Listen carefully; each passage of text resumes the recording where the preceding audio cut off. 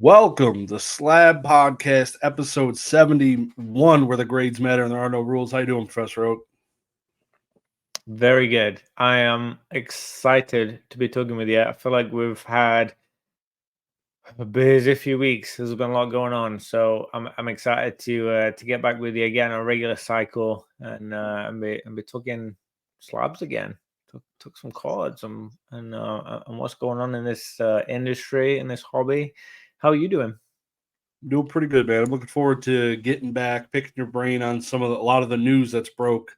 Obviously, you haven't had a whole lot of time, so it'll be interesting to kind of get your take on some of this stuff. There's probably a bunch of this stuff inside of this episode you might not even heard of, or different portions of it. So it'll be really cool to get your take and your some of your initial reactions to some of this stuff, hopefully, and that'll be really cool. So there's a lot to go through, a lot of shout outs, a lot of thank yous. It's going to be a pretty cool episode. So I appreciate you guys sticking with us. Obviously it hasn't been weekly, but we're back on track. Here we are. So it'll be good. Looking forward to it. Love it. We got a couple of fun ones about you too. I'm excited to talk about what's going on with you. I know that we've had some pretty fun, spicy comments the past couple of videos.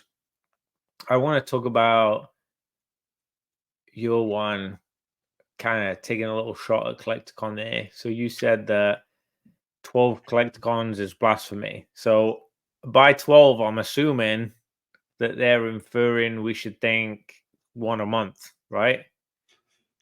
I would. Is that the aim? I would think that. I would hope that that's the plan. But looking back, when we have, I think there was 7 this year. There were like 3 in 1 month.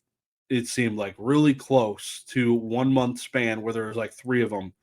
It was like New Jersey, Charlotte, Richmond, all within like a month and a half, barely. So it'll be tough to coordinate. I didn't know that till it was happening too. I saw people talking about it, about being at Collecticon, and then the next weekend people were talking about being at Collecticon, and I was like, "Wait, what?"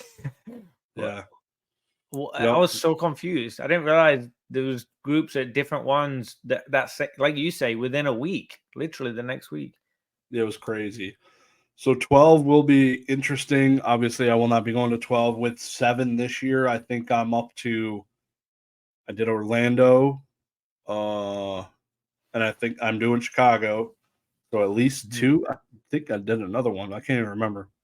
We'll see. Maybe Houston would be the 3rd. We'll see. But you did one where you bought, right? Yeah, I think that was in Texas. I don't remember. That's pretty bad. I can't remember this year where I traveled out of state on an airplane to Jesus. Dang, that's gonna bug me. But yeah, no. So I'm looking forward to Chicago. That'll be cool. But yeah, 12 Collecticons next year is the rumor. I don't know if it's official because they haven't announced cities, so they might rug some of them. We'll see. I'm curious where they're gonna go. There's probably gonna be like 6 of them in Texas now instead of 3. I don't know, man. There's just way too much for me. I guess the one, I'll look at the bright side. Odds are there's going to be a couple close to me in Michigan. Now that there's 12, it's not just 3. So it's not 2 in Texas, 1 in Cali, or 2 in Texas, 1 in Florida. Now it's Chicago, New York, and we're getting closer to me, so I don't have to travel as much to go to the ones I want to go to. So that is a bright side, I guess. But if you're going to brainstorm, where would be a good spot, like actually close to you? Where would be a good location? Do you think you could plan it? Chicago is probably the best. And how long of a drive is that? 4 hours. That's not close. That is pretty close. That's damn close. That's pretty close. That's America close. That's not. Yeah. That's not close. There's no traffic usually in that 4-hour drive until I get to Chicago. So there is Novi. We have a bunch of convention centers here. We've had big tournaments. We have Motor City Comic Con. We have all that stuff here. We have the auto show in a massive venue we have the space to do it in downtown Detroit and here in Michigan, but they ain't doing that. They're from Texas. Too cold. Far north they'll go, Chicago. Windy City. Okay, before we move on, let's stick on Collecticon for a second. This has always rattled in my brain. I don't think I've ever heard anyone talk about it or ask about it. So each location, right? Just strictly talking logistics here, basically. I just want to brainstorm with you what this might look like. So each location, they're paying for that spot, that venue, that room, whatever. Their services there. I would imagine there's some staff involved at that location that's helping facilitate it, security, administrative, just general logistics, organizational people there taking it up. But how many staff do you think actual Collecticon have? Like planning, setting it up, orchestrating it, being there? Because I don't think I've ever seen Collecticon staff at Collecticon. Yeah, if I had to guess, I would think 10. Right? And it's family, pretty much. Like it's a big the deal. Wife, yeah. But there's probably a very low amount of staff from what I can gather. Probably a couple tech people for the stage crap going on, a couple ticket people, and then the rest is like venue people. It's venue people that are verifying badges, stuff like that. So it's pretty low key. 10 is probably high. Yeah. I was looking when we were in Orlando, I was looking at the people giving the wristbands out, that like line area. Oh yeah, that too, yeah. And then the security, and I'm like, I don't know if they're the Orlando Convention Center staff or if they're Collecticon staff. Yeah, those are I would think I don't that know. ticket people are Collecticon people. Just travel all over with them, like the circus. Like the circus, yeah. Pun intended. Yeah, it's I don't know. I would think 10 to 20 now that you mentioned that group of ticket people. They have way more people that are like just affiliates. Like you think of Dumb Money, Chris from Dumb Money. I think he's invested into it somehow. Gary King Pokemon probably I feel like has to have some stake in the freaking thing. I don't know. Do you consider those employees? I don't know. But yeah. I guess I'm thinking I don't know much about the ownership structure and the management leadership structure. I'm trying to think who is reaping the rewards of this incredibly big and successful event. Because we were in Orlando together and it was so busy and crazy. Like I wanted to leave. Like it was uncomfortably busy, with the kids. And we talked about that in an episode. And it got me thinking, like, is someone it's just like one or two people really benefited from this? Because I'm not seeing many people involved. Like everything's really self-sufficient with it. It seems like it's a pretty smart, efficient organizational structure that they've got set up. So yeah, I don't know. Maybe just me being a dog thinking about it, but it's definitely a mystery. I guess. Yeah, we keep talking about venturing into that field and making a Josh and Slabbed Con. I guess we'll find out how many people it takes to sort something like that out, right? Yeah, that'd be cool. Who knows? So we talked about your comment on the 12 Collecticons. I agree. I think it's too many. I think it dulls it down a little bit. I like the specialness of it, but I also like the idea of having one a year in each area. Or two, like you could get a Miami one, like, well, that's I don't know, that's close enough for you, but Miami or Jacksonville, like in a big city area kind of thing. Yeah, because you think that outweighs the negatives? I feel like it does. I think as a buyer, creme de la creme. I mean, that's like perfect, because that gives me something to be excited about. It gives me an opportunity to buy or sell or whatever. It also means that I got something to look forward to and excited about, meet up with people I don't see very often, that kind of stuff. As a seller, I think it gives more opportunity. I think there's more, if you're a successful seller, I think there's more opportunity there to sell and move around and move stock or whatever. But it also, I think I would probably have a self-imposed pressure to then feel like I need to be at each one, like I to mean, go, because it started with this and then it started that and then it's this and then it's that and then next year is it 15, is it 20? Like, where do you draw the line on which ones you go to? How do you know which ones are the successful ones or the busy ones or the big ones? And I think there's like a bit of mentality behind figuring that out. I don't know. Maybe you just go to the more local ones if there's more of them in the area. I don't know. Hmm. As a seller, I yeah, think that changes it a little bit. yeah, I'd agree. Okay. So yeah, your spicy comment from the James E&G episode was the community is better than the cards in the hobby. I'm interested to hear your take because I think the cards got you here, right?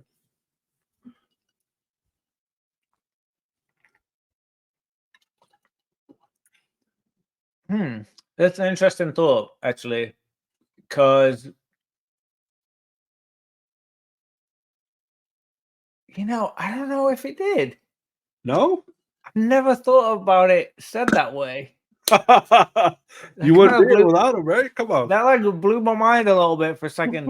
'Cause it did, but it didn't. There's so much more for me. There's so much more to it than the cards. Yeah, With the show and the games and just so many things at the root of it, but the cards were like they're the physical part that I always had a connection to, and I think even if I hadn't have hold on to those, I probably would have still got back into the hobby, which would have been around cards, but I still would have got back into the community aspect of the hobby, and then the cards would have been a part of that community.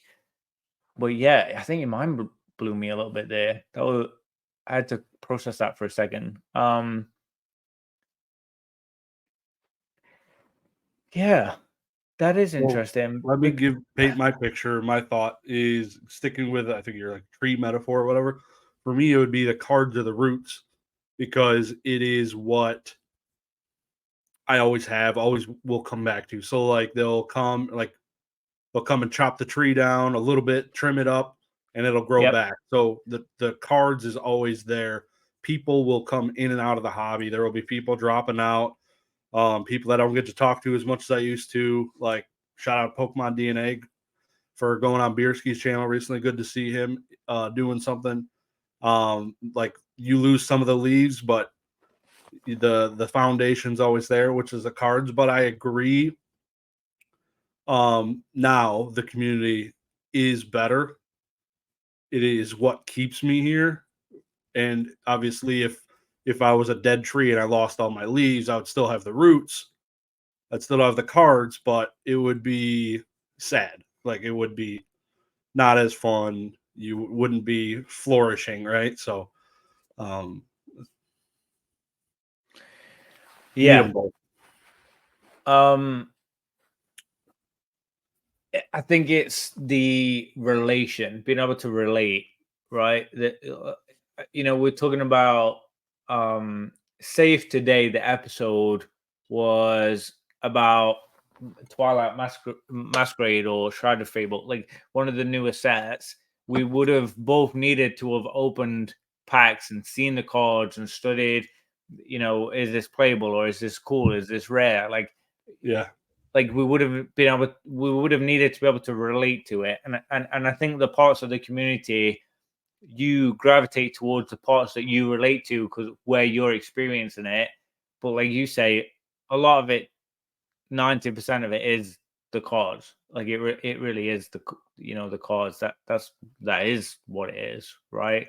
I think for me, when I said the comment that the community is better than the cause and the hobby, I think it was a personal preference of I get more enjoyment from the people, our brilliant viewers, you guys listening, people in the Discord, the people in other people's and channels and Discords and Instagrams, all the rest of it. I mean, I still see people that I've never heard of before. I still experience, new collections and new videos and stuff, and people posting new things that I've never heard them talk about before, conversations I've had. And I mean, sometimes it's not about cards, it's about them or what they're doing and how they're dealing with whatever they're doing. And I don't have any correlation or relation to it in that sense, card wise. I think I'm just really enjoying who I'm interacting with at the moment, who's in the places that I'm at. Honestly, I think it's that. Oh yeah. It's a good spot. I don't know if that's spicy. I don't know if that was a spicy comment, really, but yeah, it's fun. You want to run with one for next week? I want you to go first. Actually, okay. I want to give you the honor. Okay, I'll go first. I got one. I wanted to talk about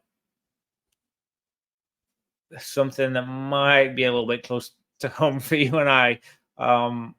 Maybe me somewhere in the past and you more recently, but I don't think I'll start from here. I don't think you should be holding anything that's worth anything right now. Anything that's worth money right now. Back up the truck. Damn, I thought I had it in the bag, but you might. Cool. That's pretty spicy. So my spicy comment for next week is if you did not catch it, go watch our last recorded episode. You'll enjoy it. It's a fun one. It was a good one. Okay. Moving on to the next segment. We're just going to give us a little bit of updates. I'm going to let Oak take the floor, and then I'm going to jump in. Yeah, I can run with it. So hobby-wise for me, so let's touch on you and I, do a bit of personal updates on things that have been going on. I think for me, things have taken a little bit of a pause. I've had some eBay playing around, keeping an eye on stuff, but not so much, nothing too crazy. A couple of very small purchases, things I've bid on. I haven't even won. I haven't been super motivated. I haven't felt the need to overpay for much lately. Just kind of keeping an eye on stuff and seeing where market's at. Not a lot of time investment.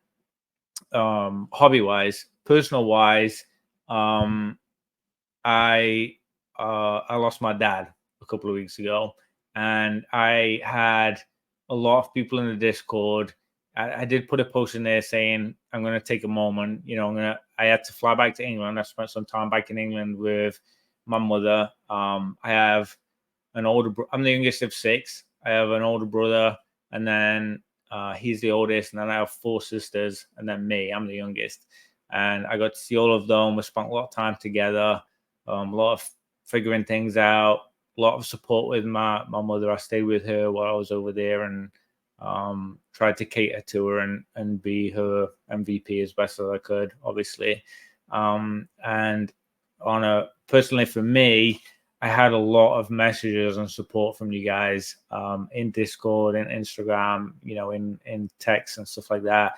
And I just want to say a big thank you. You guys were rock stars. You got me through, knowing that there's people out there I can talk to and that care about me and think about me. So I just want to say a really big thank you. Not easy to talk about it right now, obviously. Not the most entertaining conversation to go over, but I know there's a lot of real superstars in the chat right now, you guys listening, and so I just want to say a big thank you to you.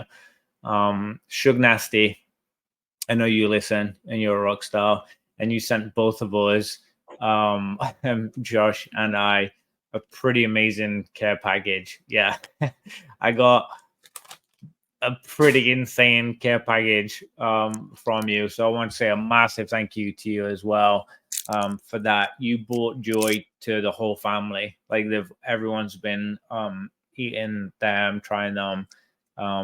He sent a bunch of candies and treats and stuff. So thank you. You really did. You brought a lot of pleasant memories for us of some Japanese treats there. So big thank you to you. I did also, moving on from that, again, thank you everyone for your support. You've been rock stars, obviously a very difficult time. And you've been everything I would want in friends in the hobby.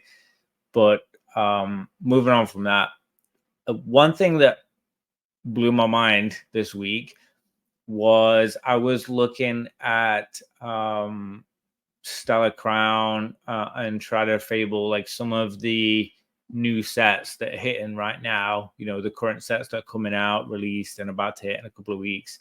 And I realized this is the same point in Scarlet and Violet as what we're at in our last generation with Celebrations. It was the 10th set, and Stellar Crown is the 10th set. Wow. It kind of blew my mind a little bit. I felt a little bit like Sword and Shield was around forever before we got to Celebrations. Like Celebrations felt like so far into that generation. Truly. Do you feel like that? Like I feel like there was so many sets leading up to Celebrations. And in Scarlet and Violet, we're there. This is the 10th set. It's the same set as where Celebration was at. And I was like, wow, we are like really into this generation. We're past halfway. That's crazy. Way past halfway. Like that's mind blowing to me. So I don't know if you'd really thought about that. Look, I'm looking now. I've got the 9, ETBs. This section up here, I don't know if you can really see it, but it goes across. I've got the last 9. We've got the next one, Stellar Crowns, dropping in a couple of weeks, and there you go. You can see it going along. These 9 sets here, the ETBs from this generation. 10th one is about to hit. Just crazy to me. And with that, I also want to check with you, Josh, specifically on you. I know you've held some Sword and Shield sealed. Have you thought about any special sets or main expansions from Scarlet and Violet that you're gonna hold maybe sealed? Thought about it, haven't. Paldea evolved when it hit its low. I was ready to pull the trigger, didn't. But yeah, so my plan right now is probably to sell my sealed before the new rocket set comes out and dump all of that into that and then hold that for a couple of years. 2-3 years. That's the plan. Yeah, I don't know. I don't know what's right or wrong. I mean, I think it's anyone's game. There's when I look at these sets in Scarlet and Violet, for me, every set there's something that I like in it. Yeah. Every set. I don't think there's one that doesn't have at least a single card that I would want to try and chase and want to try and get from it. I thought it was interesting that the first couple were trainers that that were the chase cards that was interesting. Thinking back to base set, like you wouldn't have never wanted to collect a trainer. Like that was the dud for sure. And then how the turns have tabled since. But I'm very curious how these next few, because how many do we have left? After Stellar Crown, 6, maybe 7. I mean, like a dozen and a half is usually like the max I think we're looking at for a generation. I think Sword and Shield, I think there was only 16 or 17 sets in there, and we're already at 10. We're about to hit 10, so we're way into it. Yeah, and a year and 4 months from 30th anniversary. 2026. So That's weird. yeah, it's gonna be right. Yeah, 1996, 2026. Yeah. I talked about the 30th anniversary in so many live streams and videos, 2-3 years ago. Like I remember talking on it so many times and just thinking how it's going to be such a fun experience, going through that. I'm very curious what Pokemon are going to do, because every time we've hit a milestone like that, they've done something pretty special.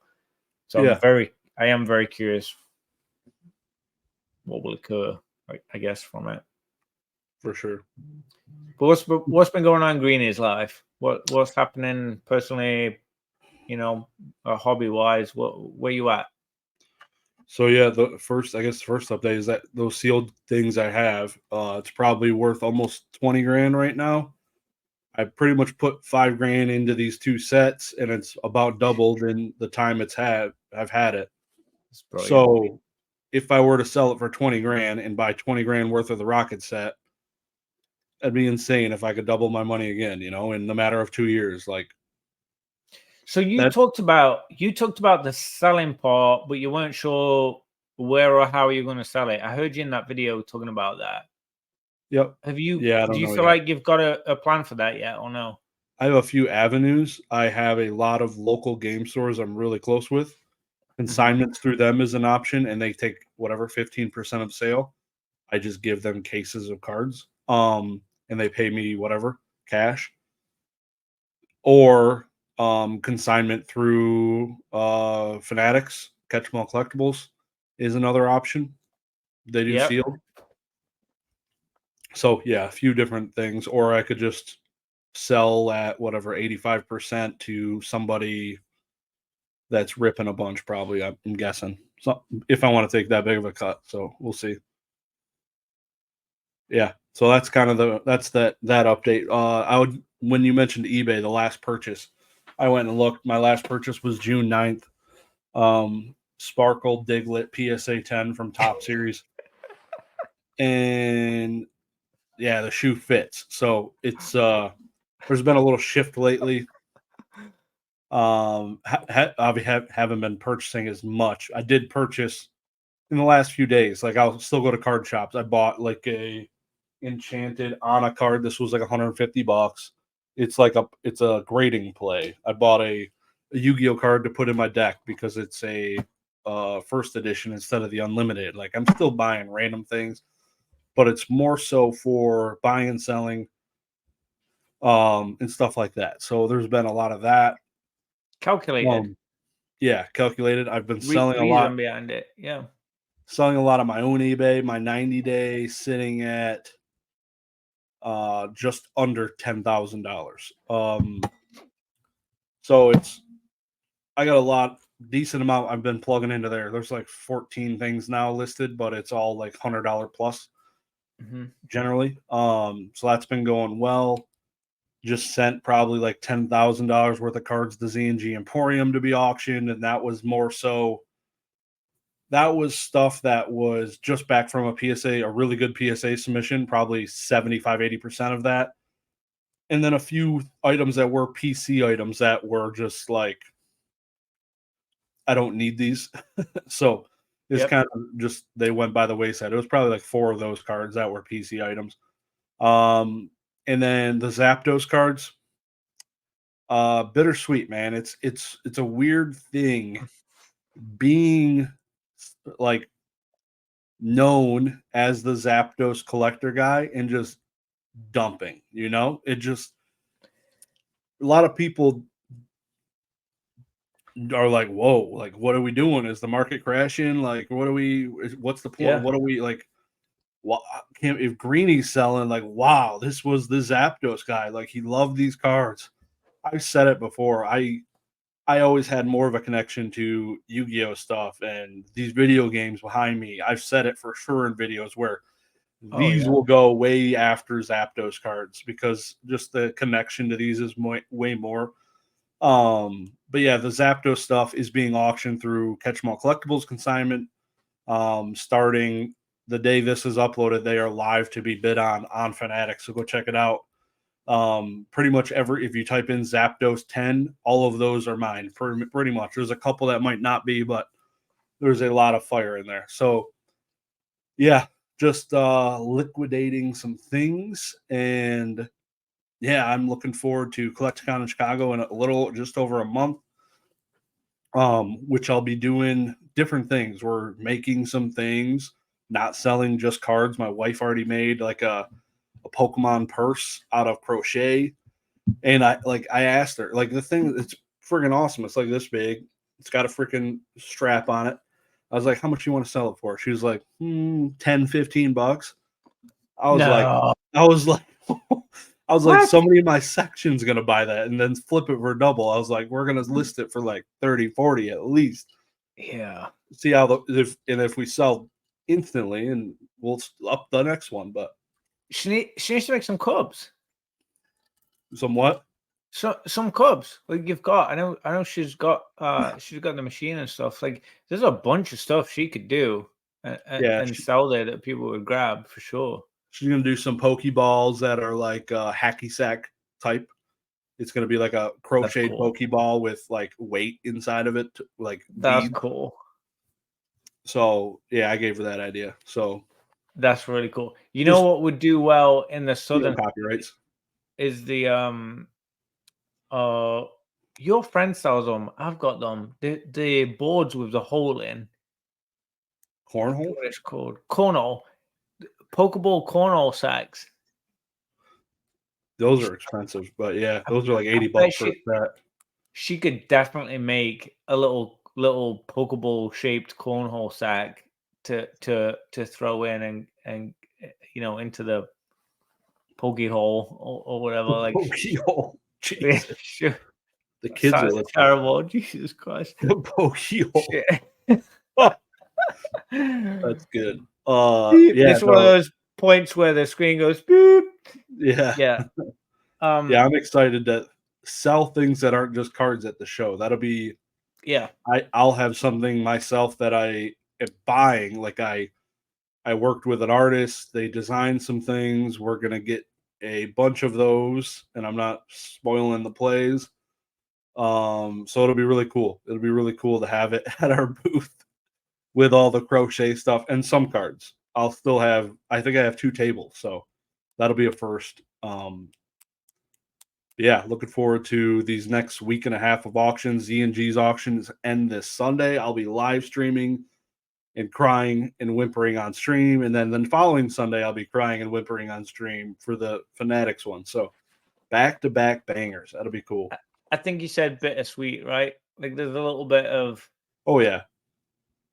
like Yeah, it's strange. Like I said, it's being like everyone's just like, oh, this dude's just a bitch. Like he got into these cards for flex culture, which I mean, I guess anything that's high grade, you got an Instagram. I guess they were all flex culturing at some point, but yeah, I liked him, and the value is not there in going up like I wish I would have.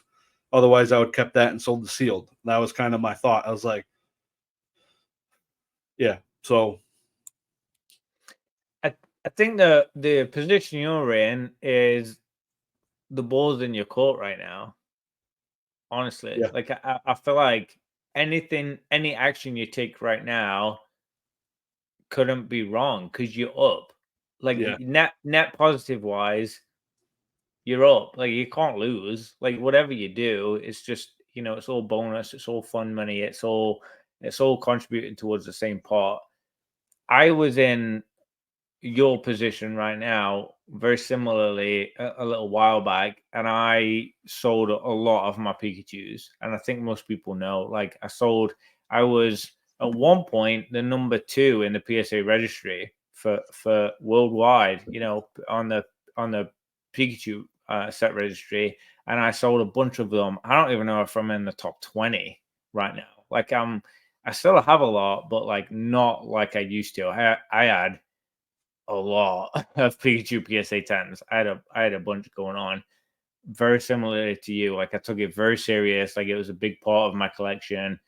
Almost identified with it. Like I felt like it was part of Yeah. me and the hobby. Like that was like my thing. That was like what I did. And I freaking loved it. Like I Yep. loved it. I loved enjoying. I loved chasing them. I loved getting them at good prices and getting them at steals and getting them cheap right now. So I love grading them, buying them raw and grading them cheap and getting a 10 and that kind of stuff. That was a whole experience in itself, building that big collection. But I sold them at the point knowing that I could buy them cheaper in the future. Like I felt Yeah. they were overpriced, and now look back. I mean, we're talking a year or two ago. That not that long ago. But I look back at those prices now. They were overpriced. I can literally buy them back now cheaper. 90% of them are cheaper right now. And I That's feel like great. you're at that spot. Like a lot of the stuff you have is, I think, a different category. I wasn't collecting at the same level as you were. I had volume, but I didn't have the same price point. I think the price point you're at, I think you're at a really good spot to sell right now. And I think there's an element of you could probably buy it back cheaper if you did regret it. Not necessarily the exact same card, but the same card in the same grade. Not the same cert, but the same card in the same grade. I think you could buy it back probably cheaper in the future. I genuinely do. I don't think you can lose with what you're doing right now. I think it's a win in terms of having the cash from selling to be able to pay off student loans, pay off, your the legal situation you have with the other YouTuber that's suing you, like all the other stuff that you've got going on. Like I just think that you're in a really good spot right now to take care of you. And I Yep. think your collection is you. So it's you looking after you. Yep. It's that simple. It's fun. It's been enjoyable. You've had a good time with it, and now you can reap a reward from it. And I think you can get that enjoyment back at some point at a cheaper price. Yeah. Yeah. My thought in all of it is I would like to have the Zapdos cards probably. It might just be in the raw condition. Is kind of what my thought is. Because I love binders. I love having those, like more so like the Yu-Gi-Oh ones. The one I have, I just love seeing those cards in the binder. I don't know. When I first got in the hobby, I was binder boy. I had the entire WotC set basically up through, I don't pretty much stopped at E series and stuff, but I had pretty much everything in first edition in binders, and yeah, it just looks clean, man. It's nice. I still have my Evolutions binder that I purchased, my first ever purchase, and from a guy buying his collection, and then the 151 binder. Just love. I still look through that binder. Like it's new, but I still look through it. I flip through it. But Got it right next to me. Yeah, I feel the same. It's so fun. this is the guy. Yeah. I got stacks of these boys. He ain't going nowhere. I'd lose my ass. I still keep an eye out. I know I've sent a couple to you. You got some pretty fun ones in there, but like I still keep, even though I've only sent a couple, like I still keep an eye out for fun ones that I think you might not have. For the OGs out there, if you remember Oh, my oh art God. card I got sourced. Unreal. Yeah, this was my last eBay purchase right there. That is a really nice one too, especially with the sparkle, like you say. Pretty ground pounder right there. Ground pound.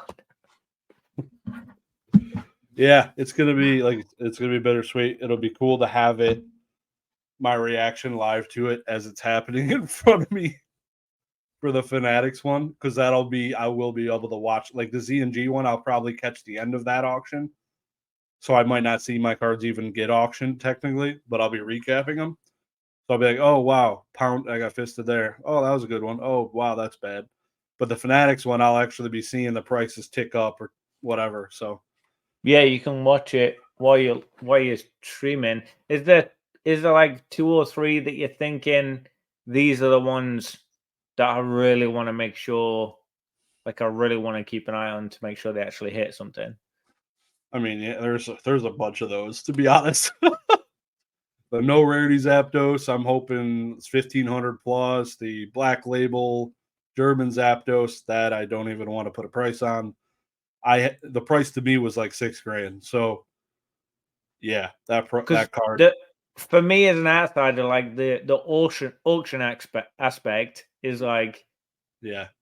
I don't like these things could get crazy, right? Well, Like they could get a odds are I little. get fried a little bit, but yeah, I went I into don't it knowing what to I don't expect. I've know. auctioned a lot. Like I've seen some pretty good prices on stuff lately, even Yeah, though we're not in the hype as what we were. I've seen yeah, some pretty good prices lately on some good cards. Like I feel like the disparity, and I think we've touched on it before, the disparity between something really special and yeah. something good, like the really special stuff is doing pretty pretty well from what I can Yeah. tell. So I'm that was very, the reason I very sent it to curious. Fanatics. Yep. That was, yeah, I wanted, because I feel like those cards do well there, like the pristine tens and Yep. stuff like that. So usually it's high search rate on there, and it shows up on page one, page two, and it gets a lot of eyes. So He um, did it through Dan, right? So yeah, you've also got some credit behind it, almost, so he is I mean, everyone knows Dan. He's a superstar. yeah, he does good work. Good work. Not sponsored. Yeah, growth mindset. Yeah. Um, so you're in a good spot. I'm excited for yeah, I think you have a lot happening this week, a lot happening next week. The next couple of weeks we've got a lot to talk about and recap on that stuff. I'm excited to see what happens. We should do a recap section in those parts. Yeah. Um, what else is going on? See how much pain I'm in. That's about it as far as the hobby goes. Kids are busy as hell. Daughter does cheer 3 days a week. Son's going to be doing hockey one day of the week. Well, 4 days a week. She's got the games on Saturdays. Like, this era of life is going to be interesting with kids doing things all the time. Holy cow! So, yeah, that's going to be it's going to be taking a lot of time. It's cool. It's constantly going, man. It's wild. It's wild. Yeah, I think the fact that you're in that stage of life shows that you're a good parent.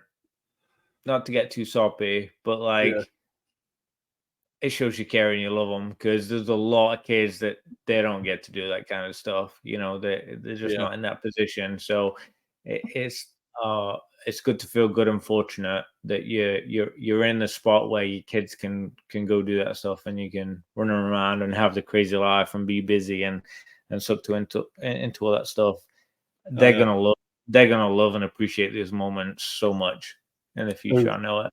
there's the Pikachu or the Pokemon purse. That's so awesome.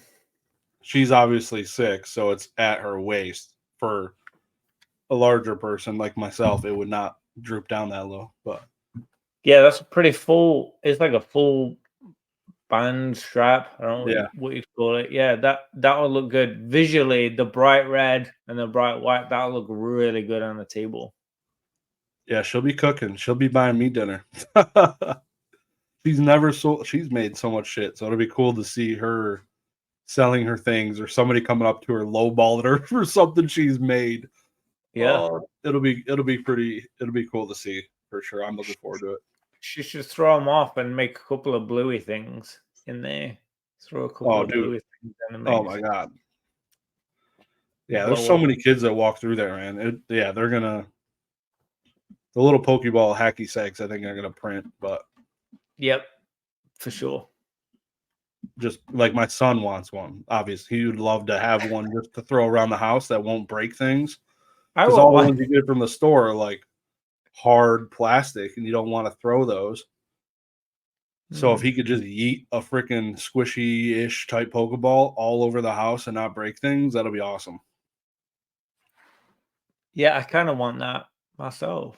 Seriously, like, yeah. Honestly. I got this, but this thing would just annihilate things. That Mew you gave me freaking forever ago. Is it actual glass? Oh yeah. Yeah. Yeah. Okay. Yeah, I I can thought kill it somebody was. with this Mew. Yeah. With my accuracy, they'd be dead. No chance. But Worlds next year, you're going, I heard. In America, Land of the free. not Hawaii, America. That isn't actually America. It's America conquered territory. We've got some British Empire stuff going on there. In a world, Actually, in America, could you see yourself going to Anaheim in 2025? Disney is right there. my heart is like fluttering at the thought of it. Like I can feel like when I think of that, of being able to go to Worlds and it not being like a venture to like Japan where I'm gonna hit my head on everything, and like not understand what anything's saying. It sounds amazing. I could Yeah. definitely picture myself going to Worlds in America for sure. Oh yeah. Are you? Are you thinking? Are you planning on it? I think I'm in the 1% of this hobby of buying and selling that actually watched the World's Championship full day event on YouTube last year and this year for the gameplay. That part of it would be really cool to experience in person, to be honest. I've literally for 6 hours at whatever it was, that championship Sunday where they do the video game finals, like most of the finals are in the final day, the seniors, the masters and all that stuff. I watched so much of it. I've even been out of like the TCG. Like I didn't know what the meta decks were, but I could pick up on it pretty quick because I am familiar with different things. But it Not was me. it was pretty cool to watch it play out and see all of that. And that's, to be honest, I would love that. That would be my highlight, is being there live, seeing this. I love watching people compete. I love people at a high level competing. Like if I can, like going to golf events and seeing like professional golfers golf and play their game like at a peak level. It's cool. It's cool seeing the homies hit the ball sometimes where they suck, but it would be cool that like seeing top level athletes or Good professionals guys. at their Yeah. task just going at it, like playoffs, like they're like do or die, like they're putting it all in, and you blunder, like it's wild. So I love competition. So that would be really cool to go see for the first time. And my sister lives in LA, pretty close to Anaheim, so I might have to make something work. I can feel excitement of you just talking about that, of that, like like being in that position and watching in that area, being live and the atmosphere around, like everyone just, this is it, right? This is the moment. Yeah. This is, everyone's here, is enjoying it, is loving it, they're competing, they're absorbing it, and I mean, it feels like a movie, in my brain when I think about it. When you were talking then, like I could feel myself physically getting excited at the Yeah. idea of it. Like it sounds like such a good situation to be in. And when you were talking about watching it on YouTube, their account, and I remember watching, they were posting individual games. I know you said you watched like the whole day thing, but they were posting like individual games. I don't know if it was a lead up or it was part of it, but I watched a couple, and I never felt so freaking novice. Like I didn't realize how bad my deck was online, and like just how rudimentary I was approaching the game, until I watched those people play that way. And it seems so effortless and so, yeah, this, like, yep, do this, yep, do that. It's like so methodical and easy, and this is how I have my setup. And I was like, oh my god, I don't mine looks nothing like this. Yeah. Like it was quite an interesting revelation for me, but at the same time, in a good way, inspiring, motivating to want to build a better deck and want to understand the game better after all these years. I mean, you said we're approaching 30 years and I still don't have a good deck built out. I mean, I should probably have something set up pretty strong by now in almost 30 years. Like Yeah, you would think. that's concerning, right? Yeah, a little bit, a wee bit. So it motivates me to want to do it. And what you're saying, like in person, I love the thought of that. I think it'd be really fun. Yeah. Yeah, I love the idea of it. Yeah. And then San Fran in 2026, that's so far away. I don't even want to think about it, but I would love to if I can get a spectator badge, which They're I both think, California though, right? yep, both Cali. San Fran's just a ways away from my sister in LA. Oh, I see. Okay. The getting the spectator badge, I think, is my make or break. If I don't get one, I Yeah. probably won't go. So that's my I want to see that. Like that's the main reason I'd go. Of course, I would buy and sell staff cards and be a what's it called? Not a flipper, a scalper. I would scalp the balls out of it. But that my main focus would be just watching and taking it in and playing some cards. Like I'd bring a deck and clap some cheeks while I'm there. I didn't think about the staff card part until you just said it too. And then of course, the California Worlds merch, all that jank. And then I could ship it out of my sister. It'd be nice to be able to just go to my sister's, package, ship while I'm there. Don't even got to ship it home. Right out of the gate. List it and sell it out of her house. Like done. Oh, okay. So what do you think the Pikachu theme would be like? I don't know. Anaheim, I don't know. Like I asked Josh, the old card shop, this question when I was on the live with Java. I was like, what could it be? He was like, Disney. I'm like, that obviously Disney? that's everyone's dream, No. but it would be No way. a massive approval they would need to get, which I don't know what else. Freaking mountains, coffee, I don't have a clue. Oranges. He said there's a lot of orange people things over there. Pinky up.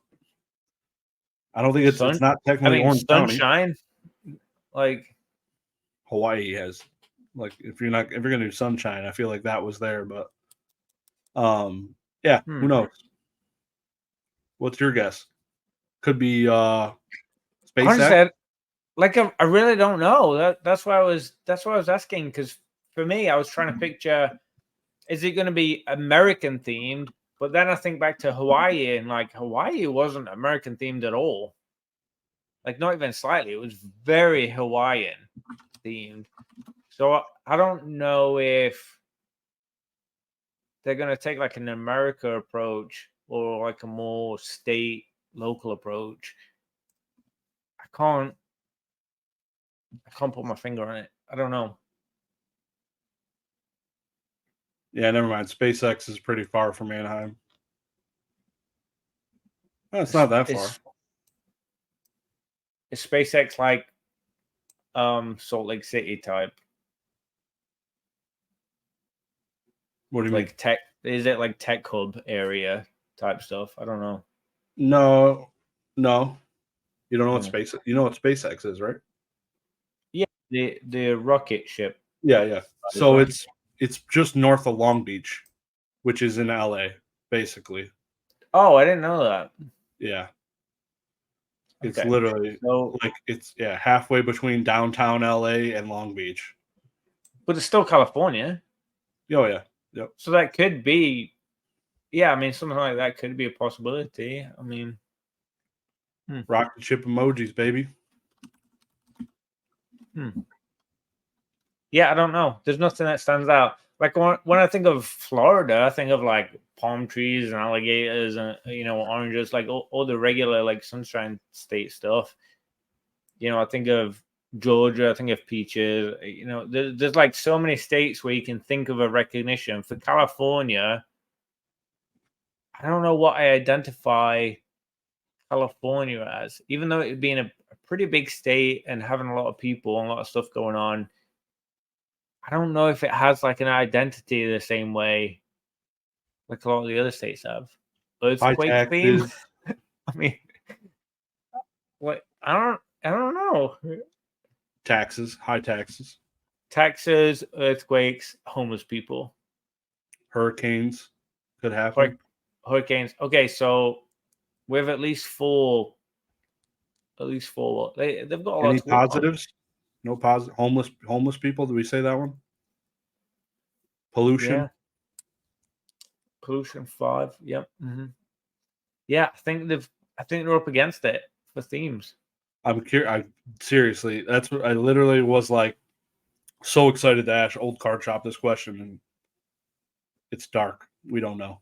That's so funny that you're asking that, and then I'm asking the same thing because, yeah, I mean, I missed that. I wasn't in the country when you guys were talking about that. I missed it, but I'll have to catch up. And I'm curious if anyone leaves a comment on this video on what their thoughts are on ideas for that, because I don't know. Maybe I don't know enough about. Maybe I just don't know enough about California. I don't know. Yeah. Nothing comes to mind. But Worlds being in America, inland, actual in American soil, without crazy flights and stuff, sounds very exciting. Yeah. Indeed. Good topic for sure. Oh yeah. So Pokemon Pocket, you've heard of it? I'm assuming, but at this point, you is that the one that the game that they released on the update video a few months back, saying that they were going to drop it? You get like a free pack every day and stuff. Yes, exactly. Yep. So they had shown some like fancy like art you can like dive into it, zoom in on the cards. It like is not adaptive, but just very cool and like insane the amount of work they put into these stuff. I'm more excited in the sense of it hopefully becoming a world's competitive game. Please get rid of Pokemon Go. But yeah, I think it would be cool to have an additional item for people to compete for at Worlds, and I think it will be because they have Pokemon Unite. They have some they could delete. So hopefully Pokemon Go again. I'm saying it again because I hate it. It's terrible to watch. What are your thoughts? Is it something you'd pick up and play? You think? I mean, from what they showed in that video, it made me want to do it. I think it's one of those things where it's little and often. I don't know if it's like big investment, big money, big time investment, but I feel like you could check into it 10 minutes every day. Every single day you could check in, open a pack, play a quick game, interact with your friends, whatever. Yeah.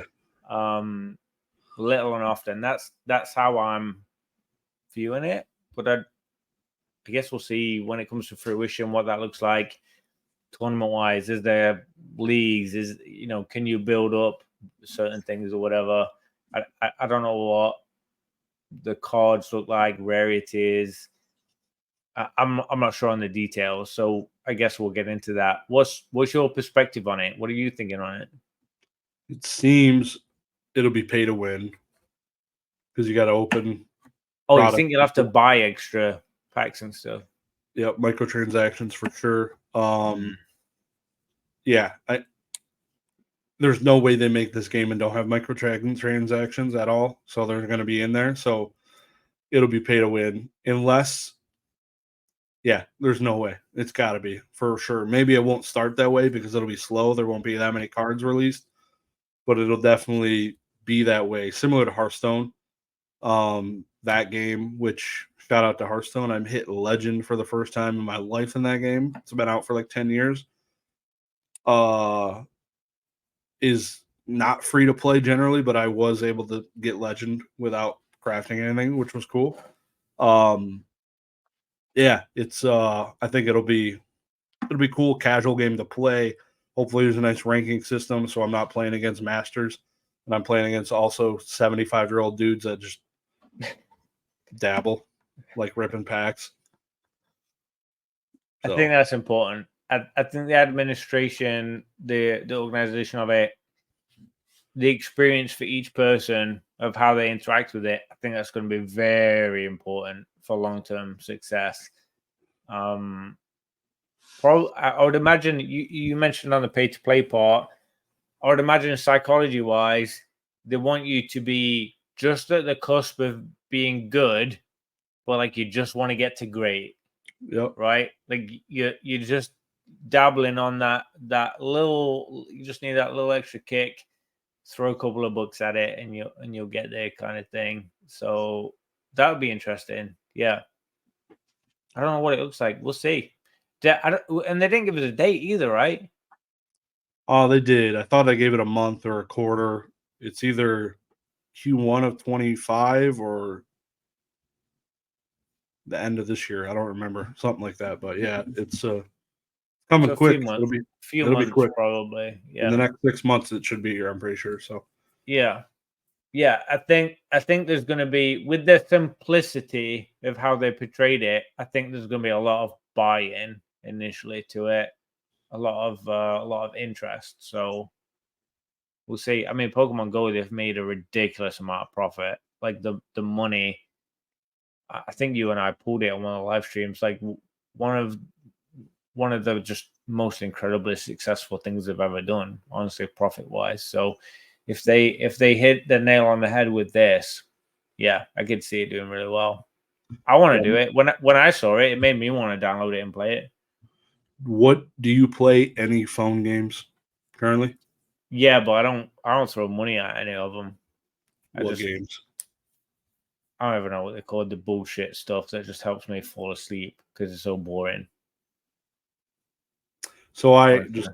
I like phone games, but usually I don't dive into them unless I'm like off work. So it's like Saturday morning or a Sunday morning, or if I'm on a vacation, I like playing like a Clash Royale or Golf Yep. Clash or Hearthstone. Those are my main three. So if I have to add a fourth in there, ouch. We'll see. But I've probably got, no joke, I'm gonna sound like a crazy person. I've probably got like 15. And I will just like grab a random one if I'm struggling to fall asleep. I'll play it for 30 seconds. I'm like, okay, this is boring. And I fall asleep. I'm like gone. I don't know what it is. It like just helps me like pass out. turn off, yeah, turns the brain Yeah. off. Yeah. I have so much noise from work and family and the degree and just like all the craziness of life. When I switch into like a very easy rudimentary game and just play it for a minute, it just, for some reason, it just turns off all that noise and I'm like, okay, I'm done, gone. Like it just That's cool. has some kind of That's effect cool. on me. So that's at the moment, because I don't have free time. I don't have much free time to actually play and like enjoy it the way that I should. Yep. So that's how I utilize it. But Hmm. Hearthstone, I'm trying to think if I've played that one before. There was one that I was playing for a little while a few years back where it was like characters and I had to build like potions and stuff in there. It might have been that one. It sounds familiar. I don't know. Yeah, Hearthstone's a trading. It's like an online card game. It's cool. It's a good time. So when Z and G was on, he made a spicy comment, and we ended up talking about it during our last episode. He had said, just to reiterate it before we get into this topic, he said Fanatics can't handle consignment plus at 6% total fee. So fast forward a couple weeks, 15 days, Fanatics and CDC double down, triple down, invest in the consignment plus, pull in CDC workers into their building in Oregon to grade cards on site to do consignment plus for $9 a card. $9. They're saying roughly 24-hour turnarounds. What are your initial thoughts to doing this? RIP Z and G. It's a wet dream, right? Like that's everything that we've wanted for 3 years. You think so? Like who hasn't wanted that for the past literally for a few years? It Yeah. seems like a teenage wet dream. Like not to be crude, but that's a pretty good situation. Honestly, for what we've been asking for, I've wanted $10 grading for a while, and we're talking about $9 not even having to do anything, just send it off. Yeah, I don't know if we got to fill out paperwork, but I'm guessing what it is. You got to pay $9 up front per card. Makes sense. You got to do that up front. I couldn't imagine them, or it's like PSA where they charge you after they're graded or whatever before you get to see them, or something like that. But yeah, I think the best part of it is 24-hour turnaround time. If you could do that for $9 effing, that's insane. Whether that timeline starts when the guy opens the package or when it hits the door, there could be a backlog of packages at the door. Like I thought it is was it gonna grading. I thought it was what? grading stage was the 24 hours. Yeah, they said Did it 24 hour say? said 24-hour turnaround time. So when I hear that, it sounds like the package hits the door, it's graded within 24 hours. Not the package hits the door, waits in queue, gets opened, then 24 hours. So like when I do They 3 need day to turnaround, clarify that for sure. yeah, it's kind of I'm thinking they're leaning towards 24-hour turnarounds, which is insane. But yeah, $9 is not bad. I just sent in a stack 30-ish cards to the CGC, paid $8.80 a piece because they have the premium membership that costs $250 or whatever. So I could still get it cheaper doing it myself. 20 cents. It's crazy to me.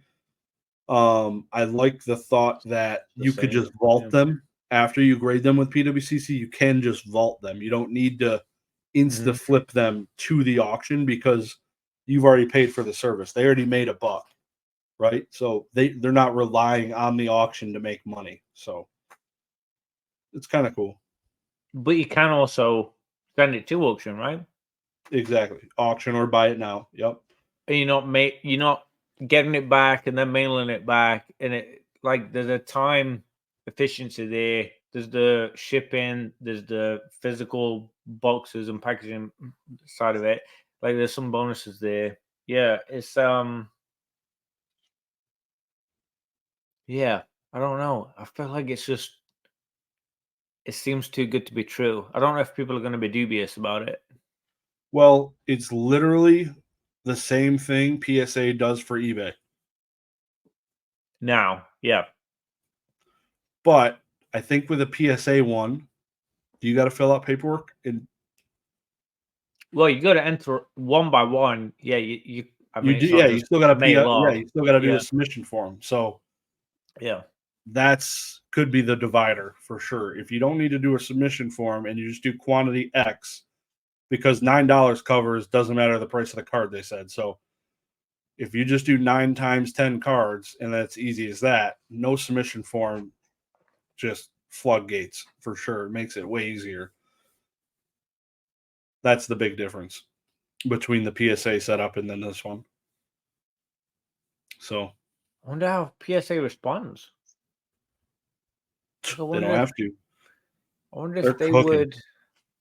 I know, like number wise, but and we're gonna go over next week. We will go over August numbers because I have a feeling August was stronger than I already took a little peek, and it was stronger than I thought it was going to be. But I don't know. I wonder if we'll be able to pull numbers for who utilizes that service. If there'll be a way to do that, I'd be interested to see that. No, what's crazy is PSA has when they first made their eBay, they had like less than 1,000 feedback, or right around 1,000 feedback. It's up to about 20,000, 75,000 items sold. They still have 100% feedback, which is pretty effing good, to be honest. That's solid. That's solid. Yeah, I just wanted to see how much they've grown since they first got on here. I haven't looked at their page in a long time, but they're selling a lot of things in their freaking thing now. It's crazy. Got me excited. Competition's good. So does Tiger have a vault? No. Tag's a grading company. I'm joking. Oh yeah. I guess PSA has a vault. I feel like everyone's getting some kind of vault system going on, right? Like there's some kind of partnership, there's plans, there's auctions, there's vaults, everything's going on. Yeah. Grading isn't just grading anymore. Like you have to have an edge, you have to have another step or an element. There's something else that needs to go on. CGC and PSA I mean, they're just dominating. I don't know why BGS is not trying something special. Like they've got to do some. They got to make a move, right? Like something needs to click. That something needs to happen. There needs to be a step in a direction, or I don't know. Like what's going? Like BGS, like we need you to do something, right? Like things are changing, times are changing, needs, and there's a lot of innovation happening with PSA and CGC. I can't think of the last time BGS innovated. Yeah. Like what? Like I know that sounds blunt, but what have they done that's innovative in years? I can't think of anything. They're on cruise control, man. Literally cruise control. Yeah. It seems that way. So, on to the next thing. One second. How many items do you think PSA has on auction under the TCG filter? Oh my god, there must be so many. 25,000? I don't know.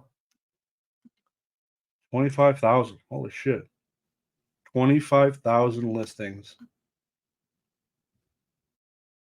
Am I close? I'm way off. So PSA has 77 pages of items currently listed under auction to end times 48. Oh, I'm no way near. Oh my god. No. 4,000 items to end in the next week. I want to say that's more than PWCC. I'm pretty sure. I'd have to look. I'm going to look right now. So they got 4,000 items. PSA is strictly cards though on the eBay, right? I haven't seen the other collectible type stuff on there. So I think it's just cards, and I was just under the non-sports TCG section. No, I didn't include sports. Okay. So weekly, I'm curious. What do you think on PWCC ending this week? Non-sports quantity being sold is. I would have said that. I would have said right around that $5,000 $5,000 number threshold. 4.2K. So it's pretty similar. Interesting. That's a very good start for PSA. I gotta say, a shit ton of cards that I'm not even looking at all. Zero vision. I've glanced, but I'm not using it as a primary search source. No. The issue with the PSA one, like I said, there's 77 pages of 48 cards per page. They have auctions ending today, tomorrow, the day after, the day after, the day after. Those 77 pages are broken up between 7 days. Like every single day, something's ending. It's not fun. Nobody has time to watch every day. They should do it once a week or at a minimum, whatever it is. And why? Interesting. Why would their marketing team not want to cover that and like go through? Hey, these are the things we're listing today, or these are the things that are ending today, or these are the things that end in Sunday or Thursday or whatever. Like, I feel like there's an opportunity there for the stuff that is pretty cool, because I'm sure they have some pretty cool stuff in there to do some highlight section stuff on the marketing side. Yeah, that is interesting.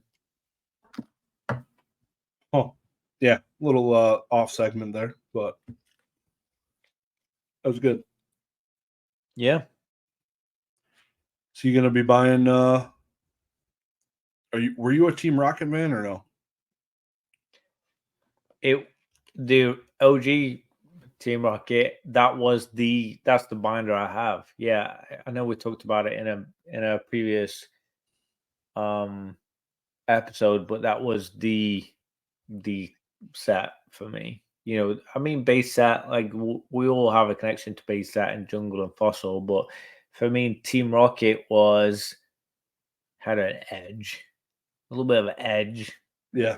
There to, I don't know what it was. It had a bit of spice there, had a bit of an edge. It was the stuff that I loved, but on a different like atmosphere, a different like a little bit of edginess to it, and I loved it. And that was the binder I collected. That was the first cards I graded, and the first cards I sold, and the first slabs that I sold was Team Rocket. Yeah, it was all that. And the idea of the new Team Rocket set,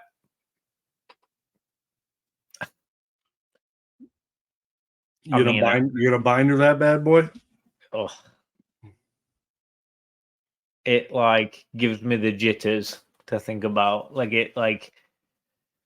I'm not gonna be able to sit still for a week. Yeah, I'm gonna be hunting some stuff. I'm gonna wanna get the cards that I want, and gonna be chasing and opening, and I think it's to the point where we should probably do a live opening of some of that stuff. You know, like 151. You know, it's going to be another level, as long as they execute it well. You know, as long as it is everything we dreamed of.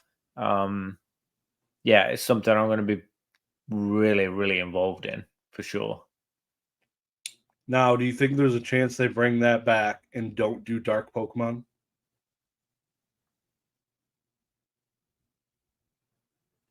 That hurt my chest a little bit to think of that. I think there's a chance, but no. Oh, I mean, that would suck really bad. It would kill that. That made me feel a little bit sick. Yeah, because do you really think that could happen? I think there's a 30% chance that could happen, which is maybe 25. There's no way. 25. That is what the Team Rocket set is. That's their Pokemon, are the dog Pokemon. There's no way. No. What if they could just call it Team Rocket's Grimer? Stop. No. Rocket Zapdos. Rocket's Grimer. It's not Dark Zapdos. That's fantastic. All in. I'm very inclusive. Bring it all in. Like, all good. But we still need dog. Yeah. Why? What made you say that? Why did you think that? Why does that even cross your mind? I don't. It just did. Like, I was like, how could this not end well? Oh, that would fuck it. That's gonna give me anxiety until it comes out now. I'm not Because gonna be able to. I guess all the gym, like they're gonna come out with a trainer set. All of those are Close now that. whatever the trainer's name, Pokemon. Mm-hmm. Rocket's Grunt, Seeking. I don't know. It's kind of scary. I'd say I'd stick with a 30% chance. Who knows? What I think they may do, which may disappoint, is not replicate it the same way. I think instead of like it being another dog Charizard or a dog Dragonite, I don't know, whatever, like just rocket cards. I think it could be I don't know,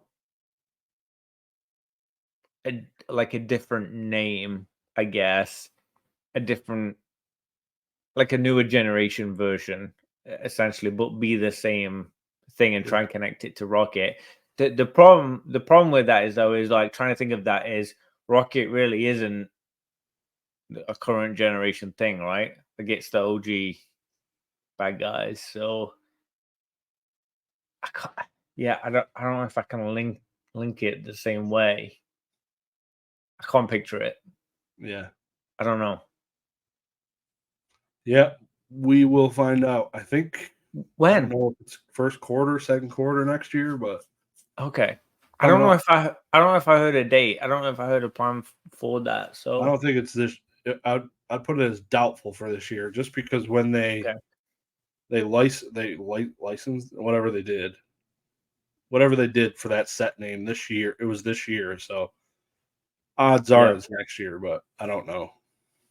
Like the trademark copyright thing to like start making it kind of Because it thing. would Yeah. be a November, December set, because we know the new voltage, whatever set it is October. So Yeah, I mean we're about to hit September, so we're right. We're right there. Yeah, we don't have too much longer left in the year.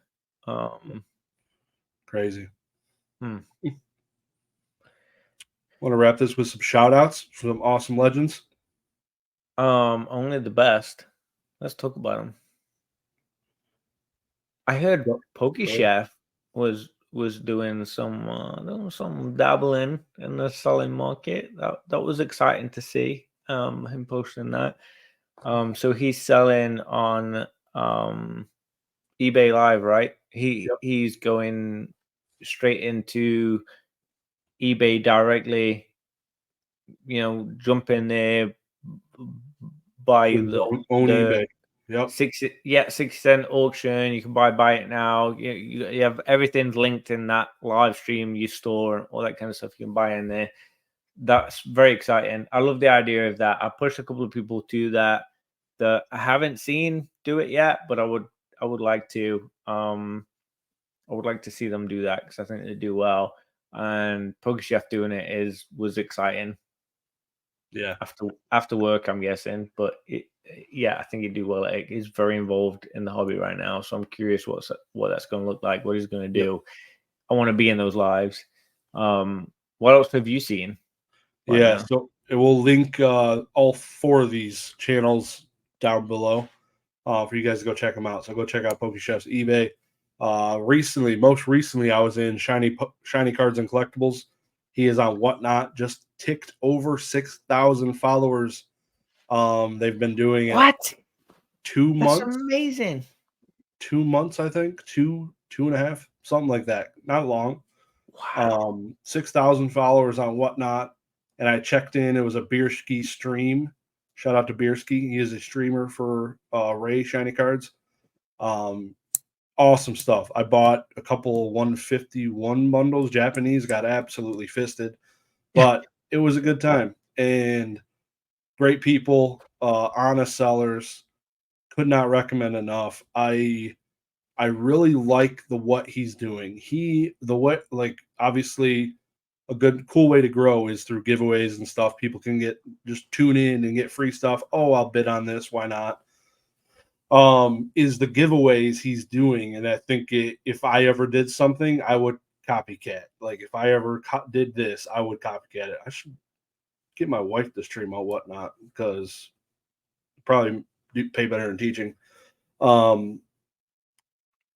She could do it all day, every day. Yeah. Yep. Exactly.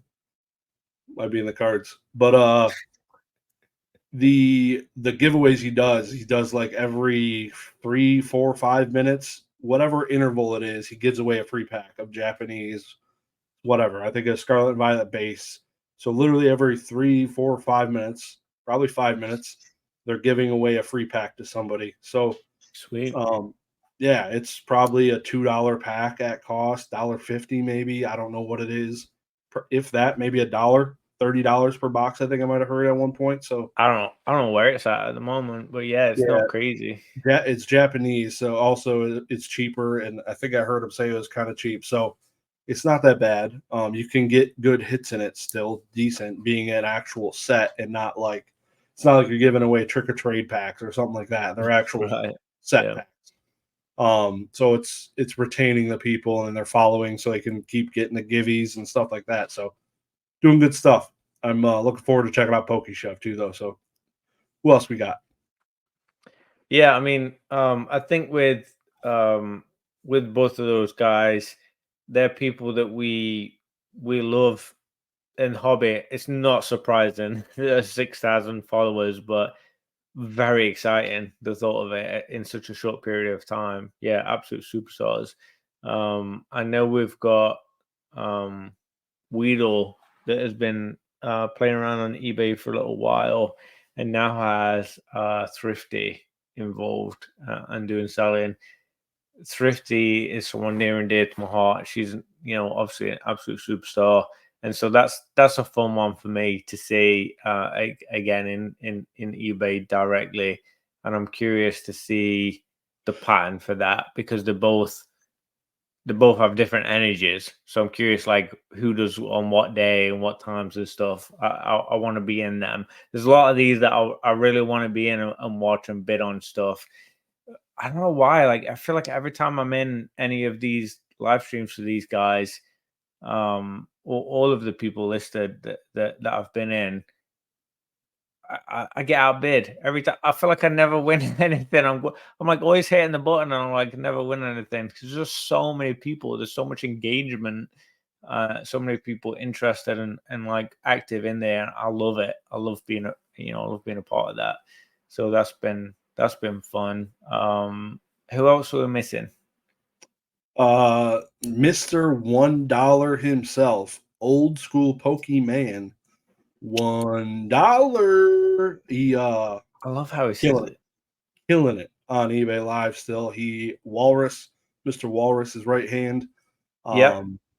He's been doing it since the beginning. So he's been Mhm. he just did Gen Con. He had a special thing going on with eBay and doing all of that. So very cool to see the success there. It's phenomenal. I think this are the group of people we've associated with is just really good people, and I think they're finding tons of success. And we all knew they would, just with the personalities, like just being good business people and knowing what they're doing and Yep. coming from this side of the hobby, being just flipping slabs, knowing what you're doing, like knowing what plus EV is, and just getting into that, and then getting booster boxes and doing all of that. It's just cool to see awesome success with close people, and I'm excited to call them my friends. So it's awesome stuff. How can you not like them? You just Yeah. can't. You just can't not like them and enjoy it and be part of it. It's not just the fact that they're selling either. Too like there's an entertainment value there. Like Yeah. it's fun to be a part of that live stream. With other people interacting and there's also an element of when I first got back into the hobby in YouTube and moderating all these being a moderator in channels and just being a participant in channels and talking and getting to know people and banter, that kind of stuff. There's some of that too. Like you can chat while you're in there. It's not you don't just have to bid and buy everything. It's not a store. It's not just a store. There's so much more. There's a bigger aspect to it. So Yep.